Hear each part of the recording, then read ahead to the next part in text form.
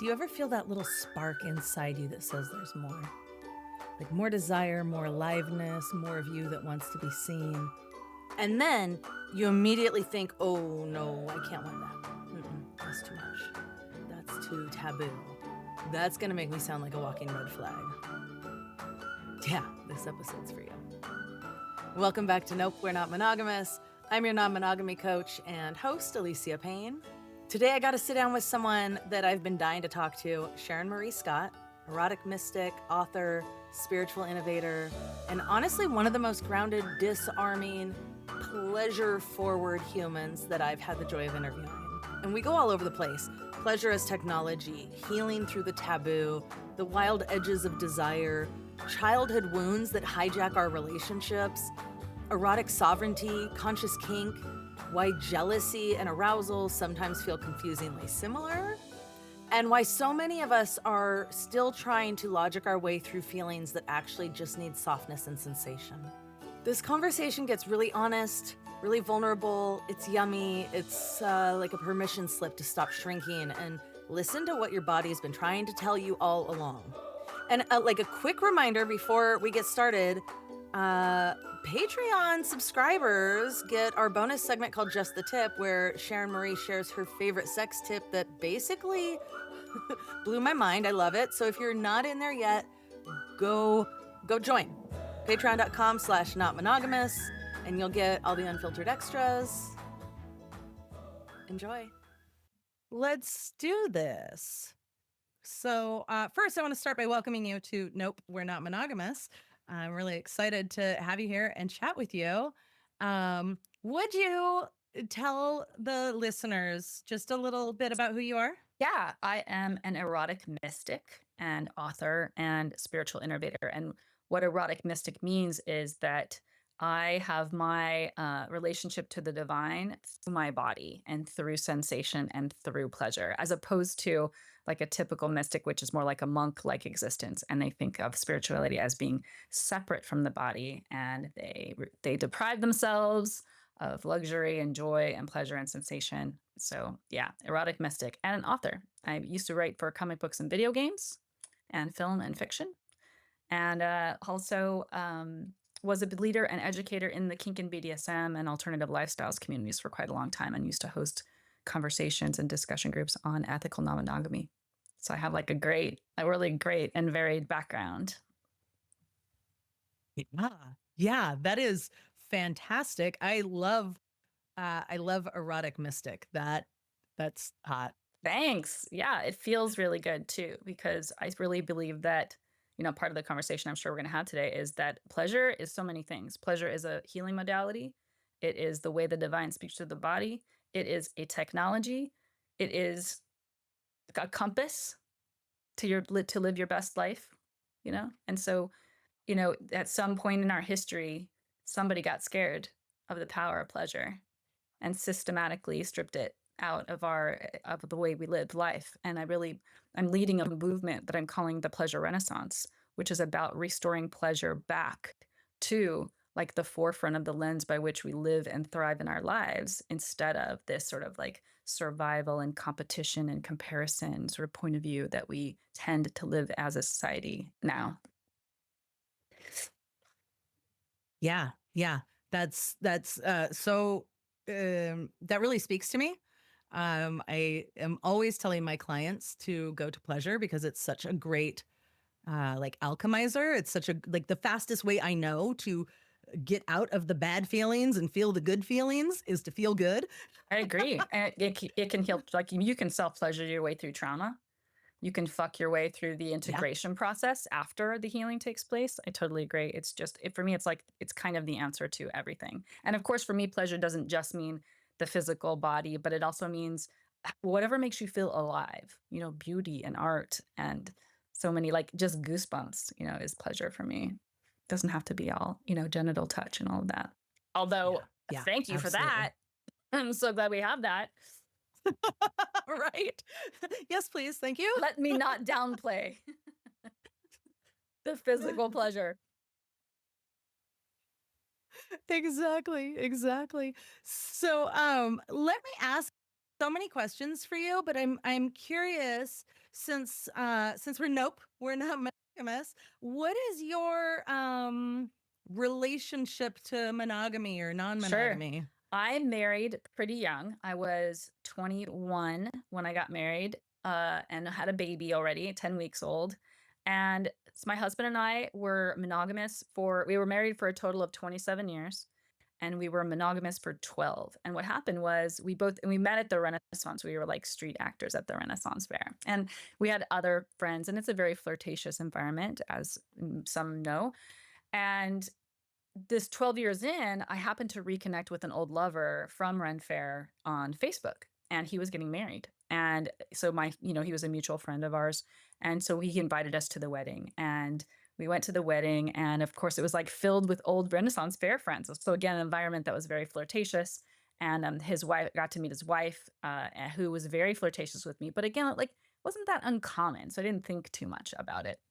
But I have to say, this particular person that I reconnected with, the old flame, he was like that guy that I kind of like just set up anything that I wanted. So it's like if I wanted to have a threesome with two girls, he'd set it up. If not two guys, he would set it up. So he was like my pimp came to like, whatever my desires were at the time.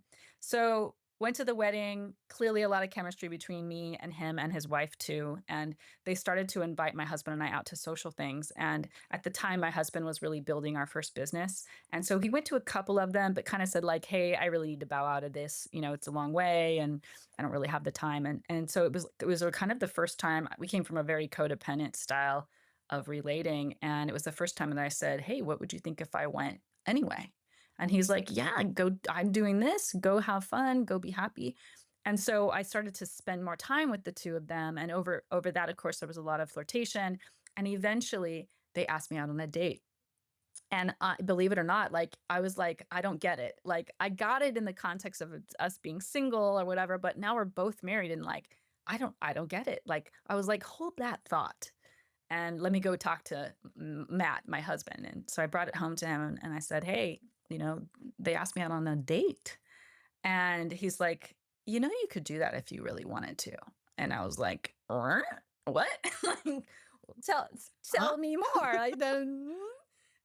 And he went on to tell me about watching the relationship with his parents and when they divorced. And even after the divorce, they sometimes lived together but were non-romantic, or they didn't live together and they were romantic. And he watched them have this lifelong friendship happen with his mother and father that moved in and out of its physical intimacy. And beyond that, he said, and I just think it's unreasonable to think that one person can be everything to another person.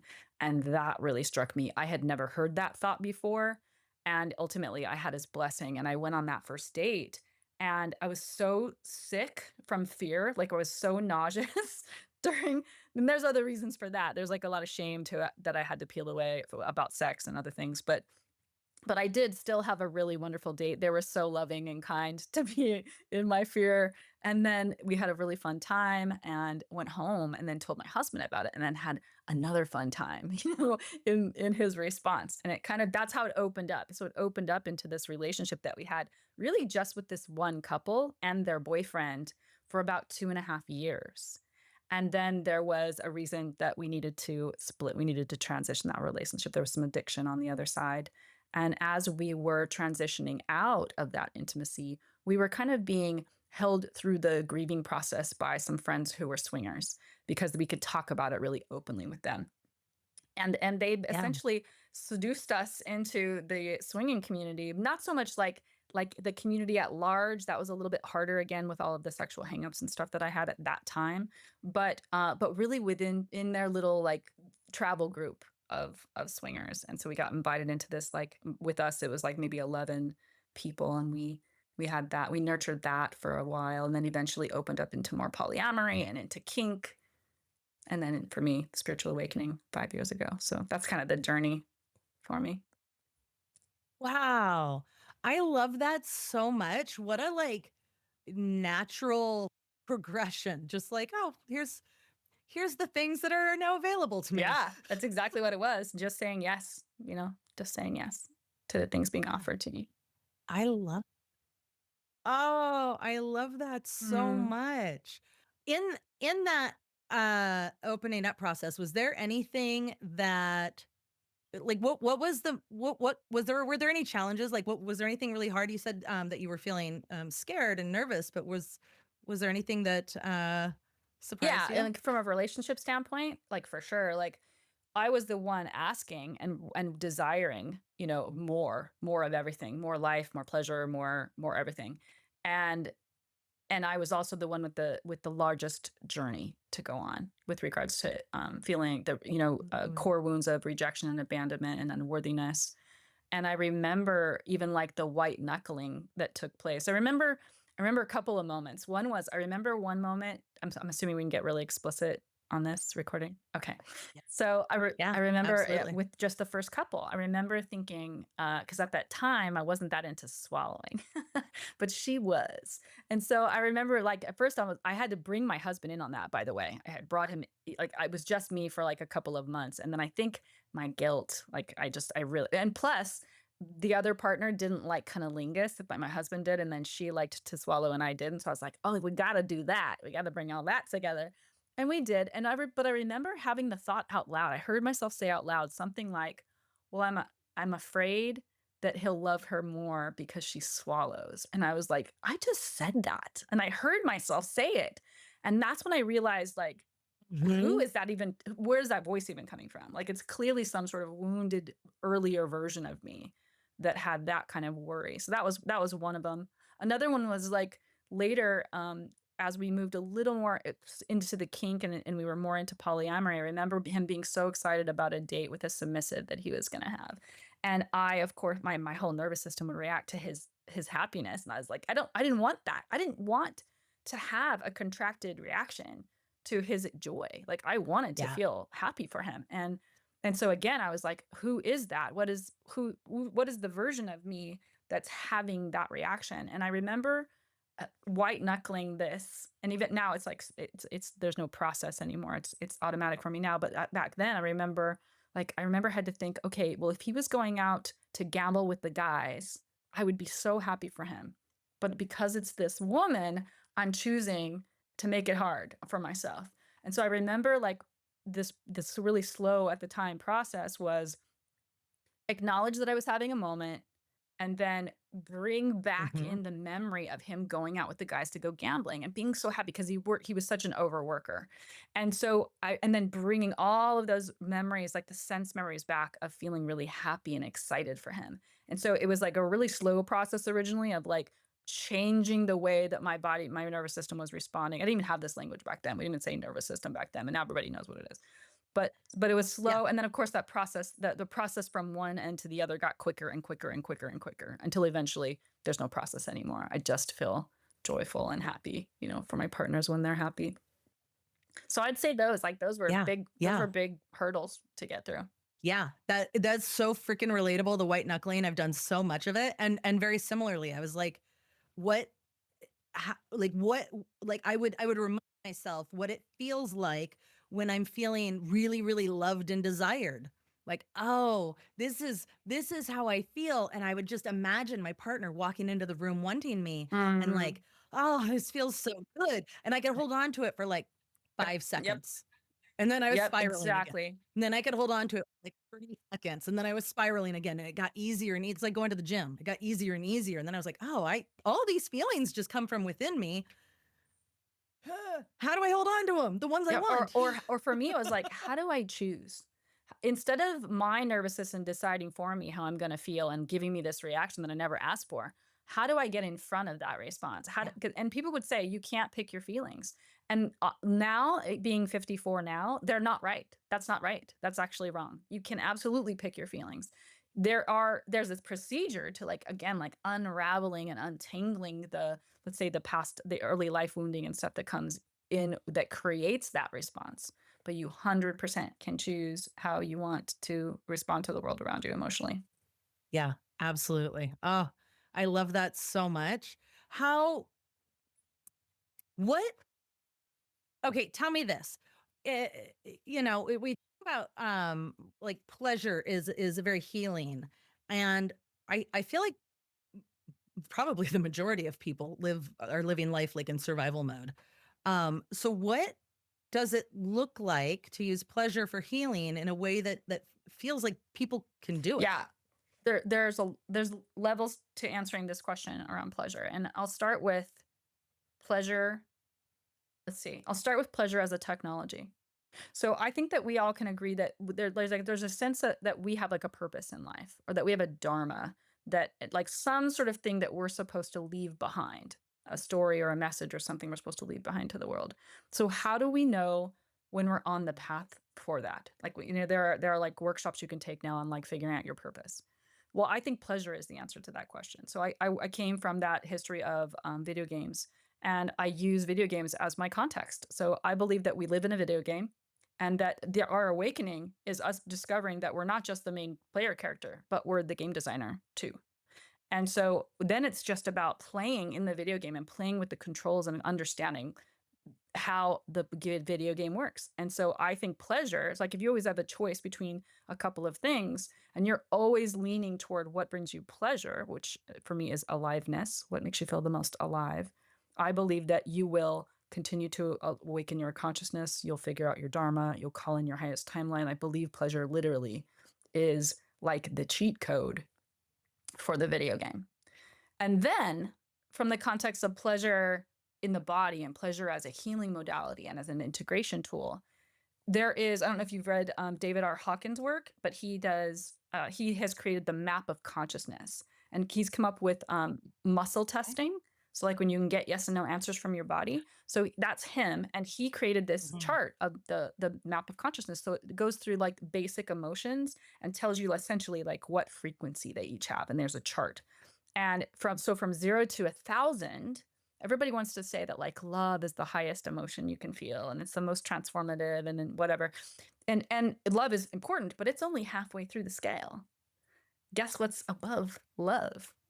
Joy, pleasure, ecstasy, enlightenment. Yeah. So literally, pleasure literally is a stronger and more potent carrier wave for anything that you want to create, including healing. So like if you want to manifest things, that's sex magic, right? Pleasure. And I want to say that's a crude way. There are much more refined and nuanced ways to use pleasure for manifestation, but sex magic is like an obvious one that people kind of get right away. So if you're daydreaming about that thing you want, or more, even better, how you feel if you'd already had it, and you bring that feeling into your body and then you climax, it will bring you that manifestation faster and with more precision. So literally, we're talking about the truth. Like pleasure can literally heal and bring you everything that you desire. And I believe that I say we are the god of the game. Our body is the console, and our pleasures are the cheat codes. And I really believe our desires are the map. Our desires, what we want. That's the direction. Our desire is, or pleasure is the arousal, but our desire, specifically, what do we want? That's us like starting to direct that arousal, that creation energy into whatever our next envisioned highest timeline is, if that makes sense. I kind of I lost my clarity at the end there. Yeah. No, yes, I agree. Agree with you. I wonder, I feel like a lot of people get lost in the, what do I even want?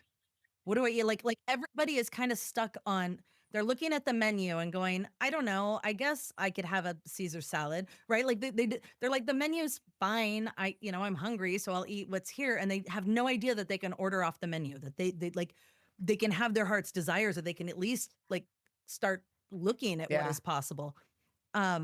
How do people find what they desire in order to then move in that direction? I think there's a couple answers to that. One is to literally learn your body as a console, like to literally ask your body. So there are techniques.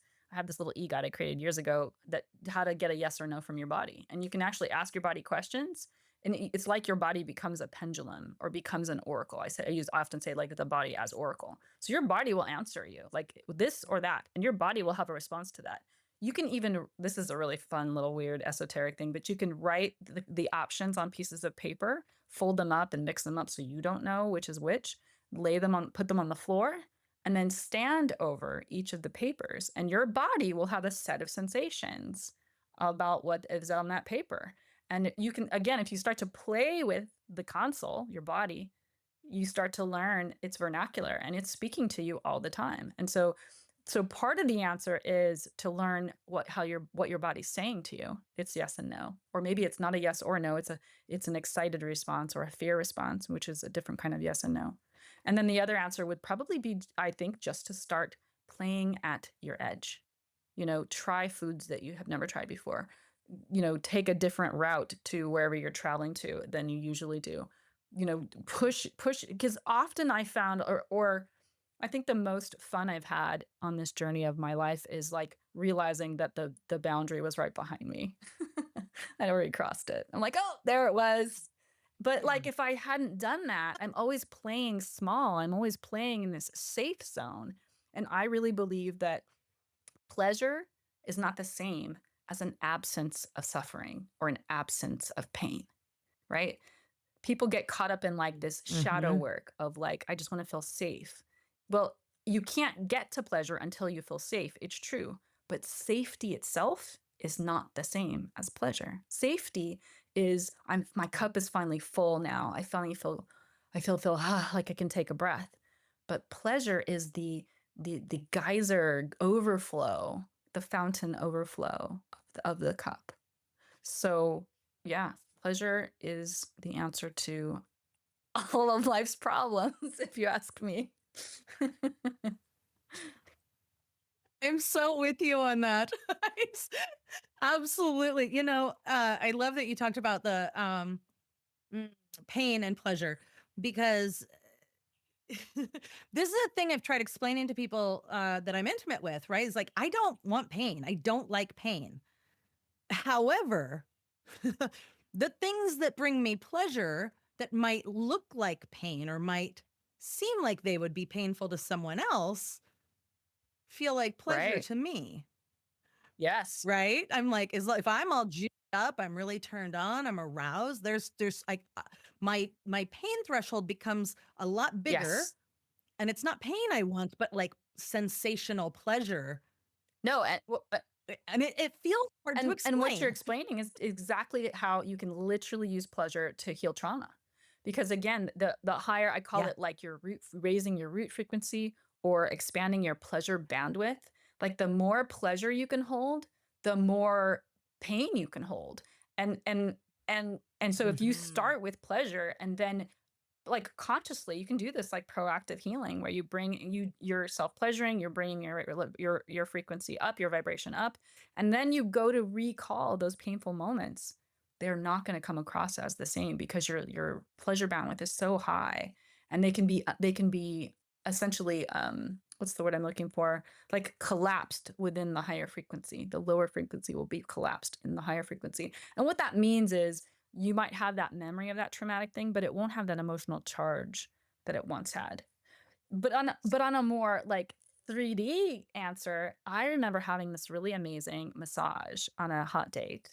And I don't think either of us expected it to be kind of a sadistic massage. I do have a masochist in me, and that's my brain turning sensation into pleasure without me trying to do anything. So like I have nothing to do with that, right? But this massage, he was going down my calves, and it was really like, on that real edge of the pain and pleasure. And I remember, and I also have had my Kundalini awakening. So my body will move, and kind of convulse in these kriyas. And so I was doing that because right, especially when it's right at that edge, like I convulse a lot, but I started to play with the story in my mind. So I was like, what if I call it pain? What if I call it pleasure? And it was like, how how similar could I make them? Because they had just this slight nuanced set of sensations that were a little bit different when I called it pain versus when I called it pleasure. And I got to play with it for like 45 minutes during this massage. And he wasn't even that energetically inclined, but he could tell. Like he was intuitively moving with my body and holding it right at this right edge. But I'll tell you, in the same way that we use shadow work for healing, like they'll say like, hey, just hold that emotion, long enough, and then it clears, and you feel expanded. You can do the same thing with pleasure. What I do now is I go reach for like, what's my pleasure edge? And I hold myself at that edge, which can be super intense. But how long can I hold myself there? And find out what happens after that. So like that has now given me essentially an overstimulation kink. So instead of edging, like I used to be like all about edging and then finally climaxing. Now I tip myself over as quickly as possible, and I sit at the other side of climax for as long as one until one of us drops. Like that's my favorite night. Mhm. I had that this Yep. weekend. All right, sister, you get me. So with you. That reminds me of I do a lot of work with jealousy because I've always been a very jealous and possessive person, and that has been my biggest growth area in non-monogamy and relationships. And I used pleasure to shift a lot of the jealousy. And in the same way you were talking about how you think about it, the story, like, is this pain or pleasure? I would do the same thing, like feeling anxious and jealous and insecure, like in my body, the physical sensations I experience are the exact same as when I'm turned on. Ah, And I was like, oh, if I change the story from I'm anxious to I'm horny, it really like it's a same physical I sensations haven't are heard that happening, before. That's but amazing. it's yeah. I have a whole talk on getting turned on by jealousy. Uh because that shortened, like, God, I was so jealous for so long. And yet I wanted non-monogamy more than anything. Like, I did not want to be monogamous. And also I was like, well, it's not fair for me to be like, I'm not going to be monogamous, but you have to be. So I was like, I really have to Yeah. figure this out. You remind me of So I went and masturbated about it a lot. that's another, I mean, that's it. You literally masturbated till it was gone. Yeah. Wow. I love this story. Are you familiar Yeah. with Existential Kink, Carolyn Elliott? Yeah, it Mm-hmm. sounds a little bit like the Yeah. general premise of that book. Yeah. Yeah, there's a little bit of that, and then and the like the memory of feeling jealous, like I get that, right? A similar experience will happen. My partner goes on a date or something. I'm like, oh, I feel like I'm supposed to be Yeah, the jealous, mind, the but I'm habit, the not. mind habit as well. Now, Oh, I can tell you some of my yeah. experience as a multidimensional healer. So after I had my spiritual awakening about 5 years ago, I did pivot out of writing comic books and video games and all those things into multidimensional healing. And I can tell you that a common thread for women that were experiencing jealousy is childhood, early childhood wounding around abandonment. And Mm. there are Mhm. ways, there are ways to sit, like kind of like parts work, there's internal family systems, there's all these psychological ways to sit through that. The soma to somatic experiences was really key for me, and of Mhm. course a combination of these ho'oponopono. But like when you can identify, with love and compassion, the little girl who even, it doesn't even have to be anybody did anything wrong for her to have gotten a sense of abandonment. And so when I started to recognize her and allowed her to be present, I could start to give her that thing, that unmet need that was missing for her. And that's what ultimately healed, my jealousy wound and entanglement over time as well. Yeah. Yeah. Yeah. I've done a lot of that. It's so important. I remember I tell a story about I walked in on my two partners where I knew they were having sex in the bedroom. They invited me and I walked in and I was like, ugh, oh, this is terrible. I need a minute. And I went and sat on the couch. I was like, what's going on? And it felt like when I was 11 and my two best friends went and had a sleepover without Yeah, me. Like the exact same totally. thing was Yep. happening. But they don't want to be my friend anymore. And I was like, oh, I'm not, oh, babe, you're not 11. Yeah, very real. You can't call your mom about We, this. we talk about, I'm sure you've heard, like, the body keeps the score, right? But I want to Yeah. remind people that the body keeps the score on all of the pleasure and delight and ecstasy too. Uh-huh. Like so in the same way that we're talking about the way that we kind of white knuckled bringing in other memories to, let's say, replace the hard ones that were coming up. It's a super skill. It's a superpower for you to go, wait a minute, I can close my eyes and recall a moment of ecstasy or a moment of beauty or a moment of comfort, and that can take over what's currently happening in the nervous system. It's such a great reminder. Yeah. Yeah. Yeah. And we do need the reminder Yeah. all the time. Yeah. Because when that version comes up, we're now 5 again or 6 again. And we don't even, like, a lot of people don't even realize that when they're having that moment of reactivity, they're actually they're reverting back to like being 5 and 6. And that's why they can't get their head around it, or they can't say no, or they can't use their voice, and their voice suddenly, when normally they're like a super bold and confident woman, and then suddenly they find themselves stuck in the voice. It's because an early version of them is what's coming up. It happens in submission too, as a submissive a lot. I think a lot of people in non-monogamous people in non-monogamous relationships get in this kind of loop of like, I shouldn't feel this way. I should be feeling compersion. I should be feeling good about this, right? And they're like trying to outgrow or outsmart their Mhm. emotions. They're just trying to like logic their way out of how they're Yeah. feeling. And it sounds like you really have like this really powerful information that people can use Yeah, I think to feel the way yeah, they I want to think there's feel. 2 things that are important to say. One is, it's one thing to say shoulds, right? And you're right that you should wipe that language out. But it's another to say, but I Yes. want to feel a certain way. Like I recognized like that Um, something else was happening that I wasn't choosing. Like that all of that turmoil that I went through when my husband was first started to really date other women, especially as we moved into more poly situations. Like I was like, God, this feels terrible. I don't want to feel terrible. And so it wasn't you're right that I probably originally had like the early wording of like I should feel this way. But it came from a place of wanting to feel that, like legitimately just wanting to be. I didn't want to just feel like okay or tolerating of his dates. I wanted to feel excited and celebratory of his happiness. And so, yeah. but it does take, again, like there's a voice in them that's talking about the shoulds, and that's yet another like fragmented piece of you that's judging you from the inside out for even having the emotion. And like this is the battle inside of like our masculine and our feminine. Our feminine has feelings, jealousy, abandonment, whatever, fear. It's always it's something around fear. And then we have our inner masculine criticizing ourselves, or trying to talk ourselves out of even having that feeling. And so the journey that I've been on has been the slow untangling of all of that, and being kinder to like, oh, instead of criticizing myself for having emotions or jealousy, I say, oh, of course you feel that way. I acknowledge and make it more not even like celebratory, but not celebratory, certainly more compassionate.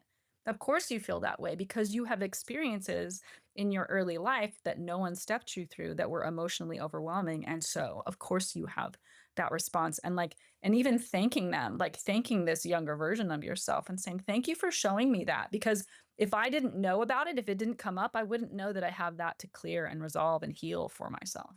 So I feel grateful for the early versions of me that came up with these very clever ways to try to protect me from feeling pain again. Yeah, they don't work for me as an adult. I want to have control over those now. But the process of getting there is being super compassionate about each of these like fragmented pieces of ourself that have been trying to protect us all this time from future pain that we experienced in the past. Yes, yes, yes. That is exactly the thing.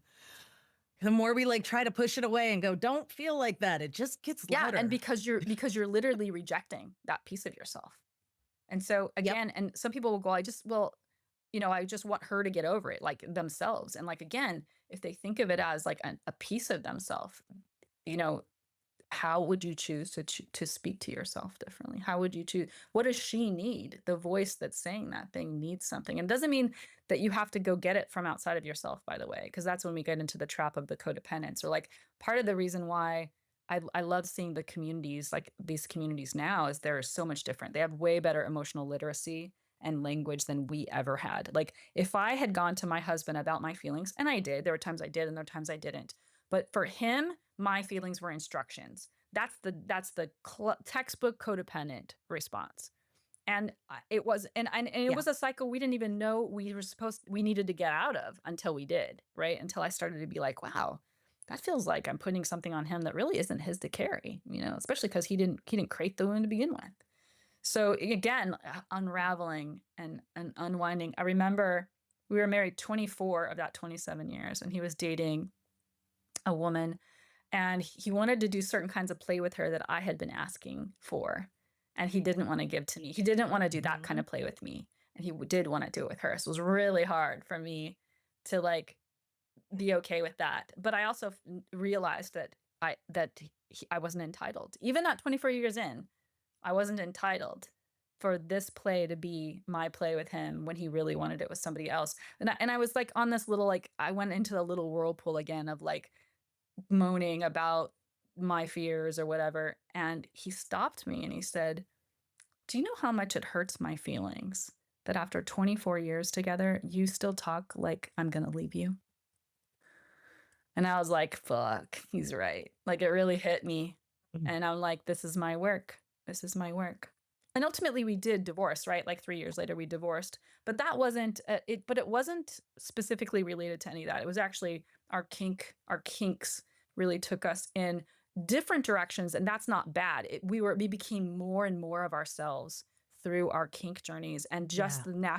the natural way that those paths went were more away from each other than they were toward each other. And so we neither, it was an amicable divorce. We mediated, we have 2 adult children, and he's remarried and she's awesome. And, all that is what it is. But we're both happier. And that's what we want for each other. We want each other to be as happy and in our I love best, that. living our best life that we can. Yeah. I love that. I love that so much.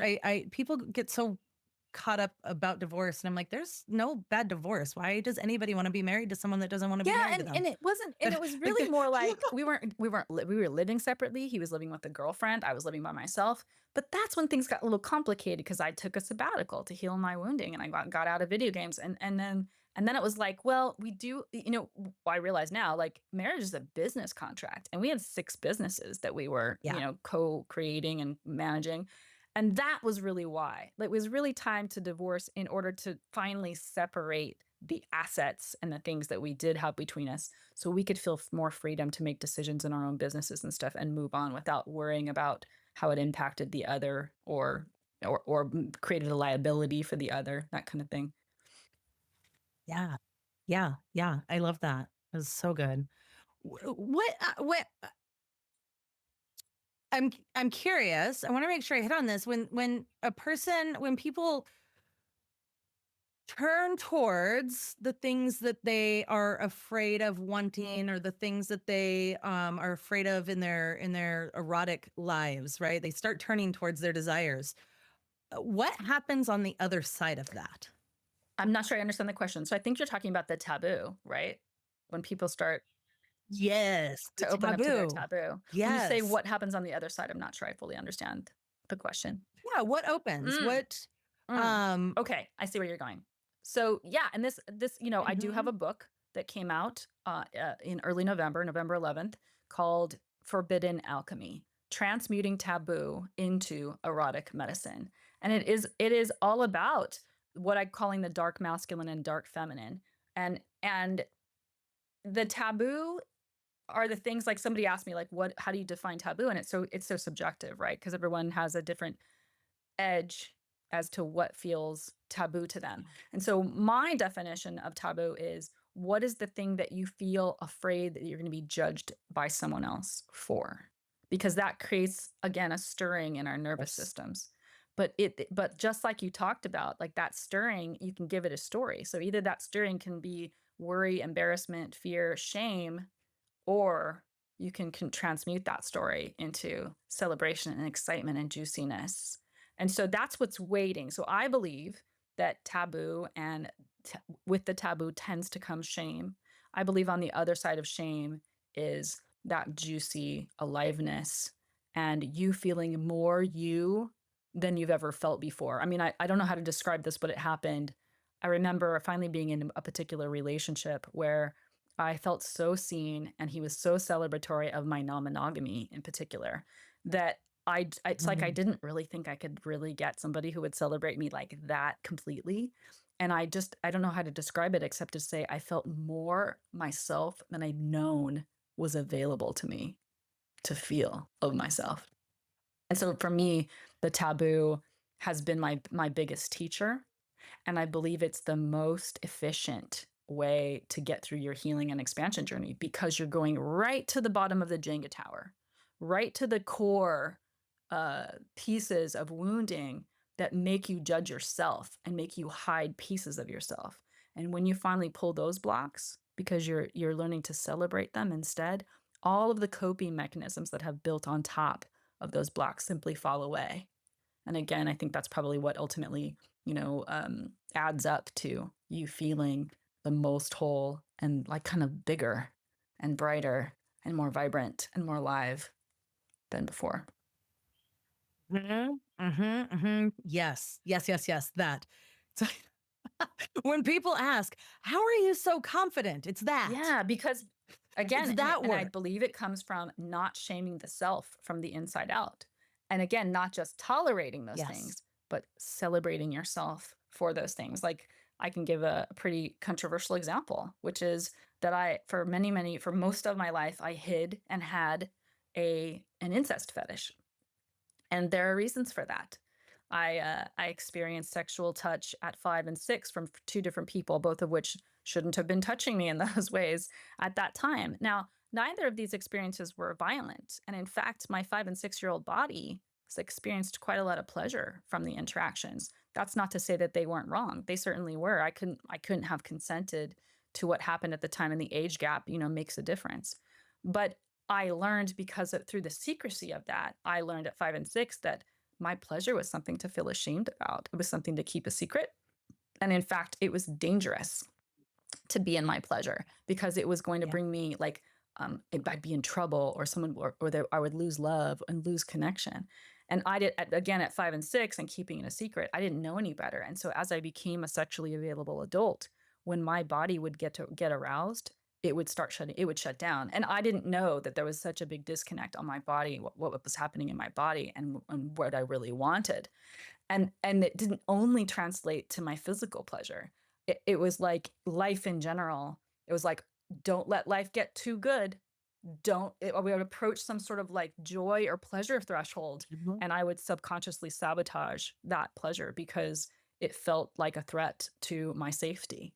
And so like it took decades just to be aware that that process was happening. And it was actually in the swinger community that I had this a husband that I was playing with who I had a big crush on, and we were playing one day, and he must have sensed something that I didn't even know I was emitting. And he was on top, and we were playing, and he leans down into my ear and he says, whatever it is you're holding on to, whatever it is you're afraid of, like, you can let that go, like, you're safe here. And I started crying.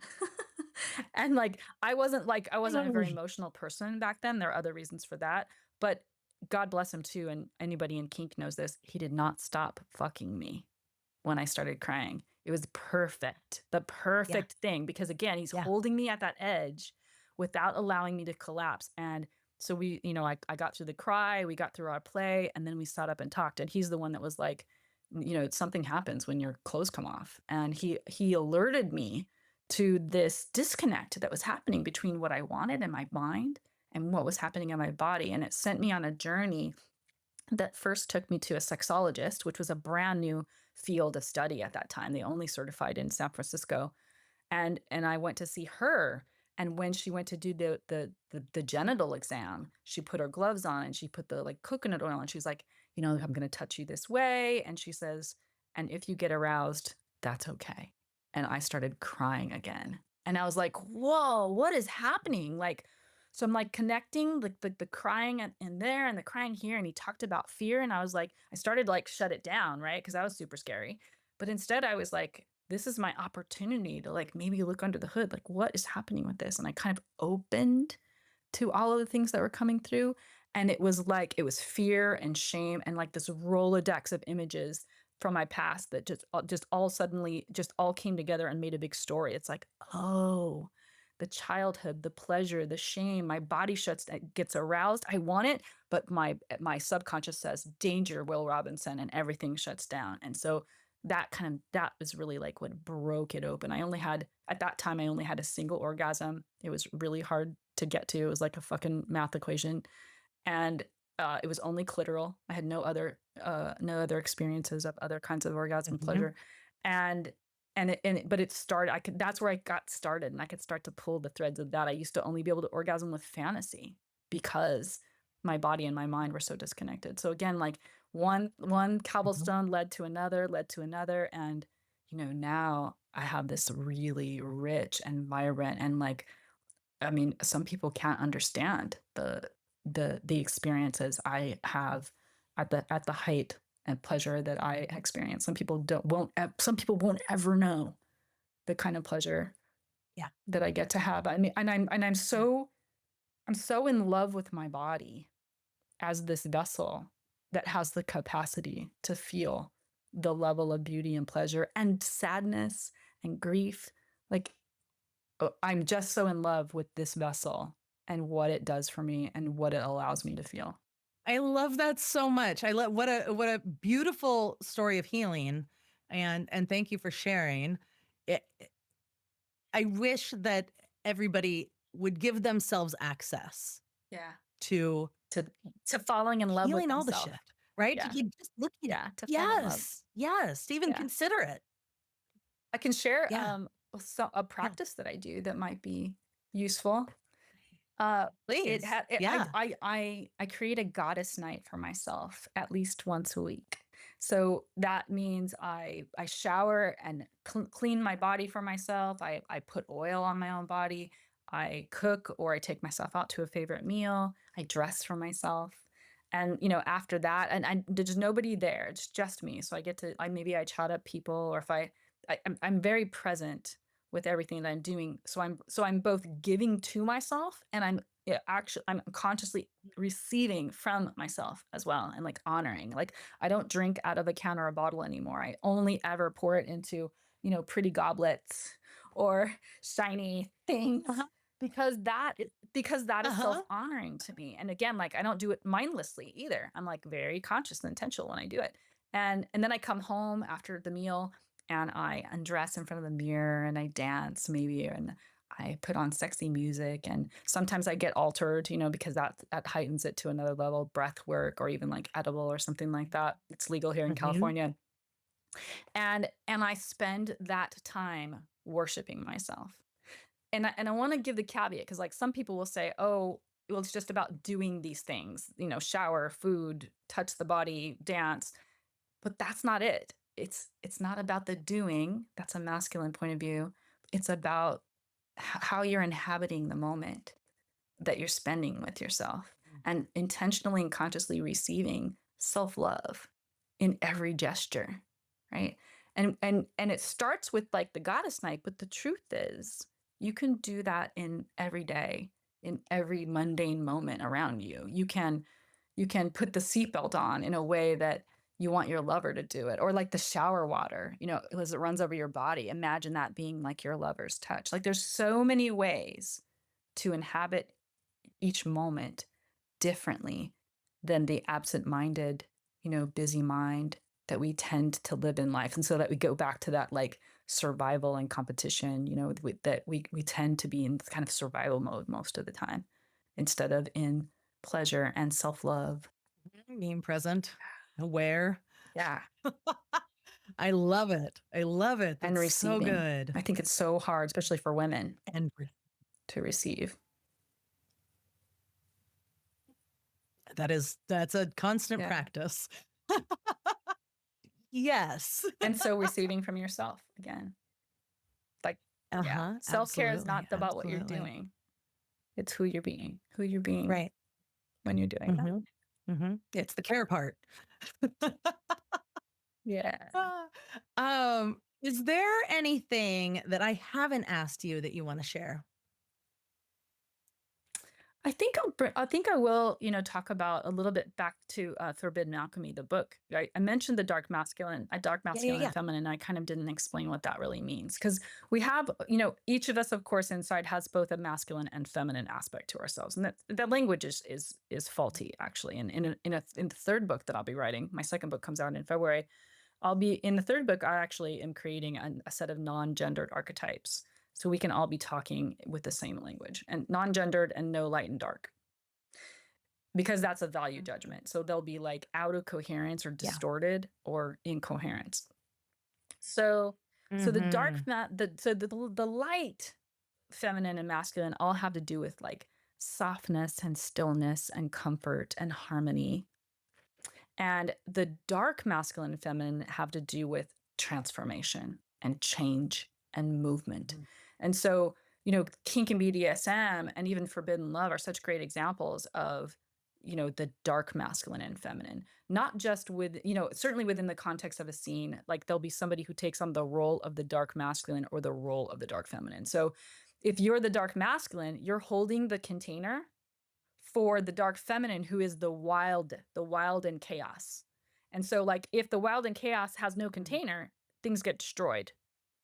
If it has a container and someone, dark masculine, who's helping to direct that energy, something magical happens. If we have just the container and no wild feminine, nothing happens, right? It's just stillness, and there's just a box with nothing happens. So like there's a beauty and a synergistic effect that happens when we are either in scene, where one of us, when we're taking those kind of polarized roles, or even from within. Like maybe we want to speak up and we want to say a truth, but then we stop ourselves. That's a non-harmonious exchange that's happening within the body. And you can see how that might play out even outside of the body. So forbidden alchemy is permission to, well, it certainly breaks down these pieces of ourselves that people don't often talk about, but it is the permission to be in our wild selves. Or if you're on the other side of that, to be the one who holds the container. So somebody else, like if you have a girlfriend who needs to rage about something that really difficult that's happened to her, that's you being in the dark masculine role, holding the container for them to go rage, right? Nobody gets hurt. And in fact, everybody feels better when it's done. So I wanted to speak to that, because I think that those of us who sit on the outside of society, like we do, it's worthy to talk about the wildness that we are entitled to and that are parts of our natural primal nature. Yeah. So important. So important. There's so much like toxic positivity, like can only be happy. It should all be good. But like we're whole humans with a whole range of emotions and experiences and desires, and we have to have it all. Yeah. Yeah. And a lot of us have like castrated our own wildness, right? But that wildness has a purpose too, I should say. Like when we talk about, like, let's say annihilation is part of the dark feminine energy, like the annihilation is not purposeless. It is the clearing of the dead stuff so that the truth can emerge. The clearing of the dead stuff so that the new growth can emerge. It has purpose. It's transformation. Yeah. I love that. I'm very excited to read your book. Thanks. Yeah. Thank you. And the audiobook will be out very soon. I did record the audiobook myself. Loved every part of that process. So I'm just waiting a couple of weeks now. The audiobook will also be available. And it's available in all bookstores, by the way. It's a traditionally published book. But all bookstores and libraries will be carrying it. And the one that's coming out in February is called Flesh and Flame: Pleasure as the Portal to Divine Mastery. And it's a broader one around pleasure, and how transformative pleasure can be when you sort of finally decide that you're no longer wanting to be on the hamster wheel of shadow work, and you want, what's the 201, 301 level? Pleasure is it. I know it sounds counterintuitive. That's amazing. But you've got to like crawl out of the hole, right, of being in survival mode to finally see what's available to you. Yeah. Amazing. Oh, so good. So good. Thank you. Oh, thank you. Thank you. Oh, how can people, you said they can find your book. Is there any other, like, can they follow you? Yes, they can. I do have a website, SharonMarieScott.com. Also Substack, where I write articles, Sharon Marie Scott there as well. And then social media, YouTube and TikTok are Life Turned On. If you look for the campaign called Life Turned On, or Sharon Life Turned On IG. Amazing. So yeah, any one of those combinations, and certainly get on my newsletter. And I'll be at the Austin Tantra Festival in December to do two presentations, one on Forbidden Alchemy and the other on pleasure as technology. And then you can hear about the announcements of the other books that are coming up as well. Amazing. Amazing. Thank you so much. This has been Yeah. fantastic. Thank you. Oh, I have one more question Yes. for you. I have one more question. It doesn't go in the main episode. It's for our supporters of the show for Fun. on Patreon, at patreon.com/notmonogamous. And it's our Just the Tip segment. And it's is there a favorite or best sex tip that you would give the listeners? What a great question.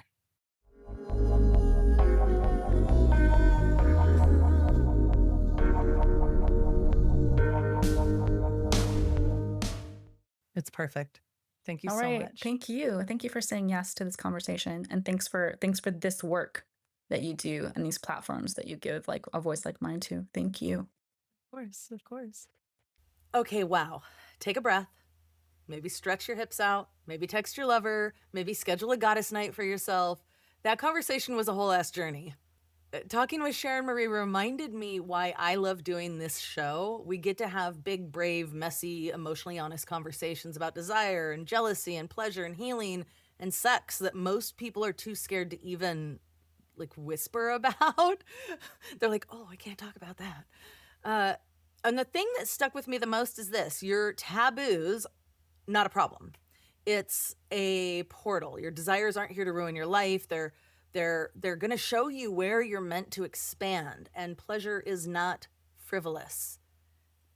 Pleasure is like a frequency. It's a healing technology. It's magic. It's a language your body has been fluent in since the beginning, since you were born. So if this episode cracked something open for you or made you rethink what's possible, share it with someone who needs it. Tag me, tag Sharon Marie. Spread the gospel of the pleasure renaissance. And if you want more, don't forget about our bonus segment with Sharon Marie at patreon.com/notmonogamous. Great sex tip. She's amazing. Thank you so much for listening. You're amazing. Thank you for choosing relationships and intimacy that suit you, that fit you, that feel right for you, that are wild and alive and true. See you soon. Bye.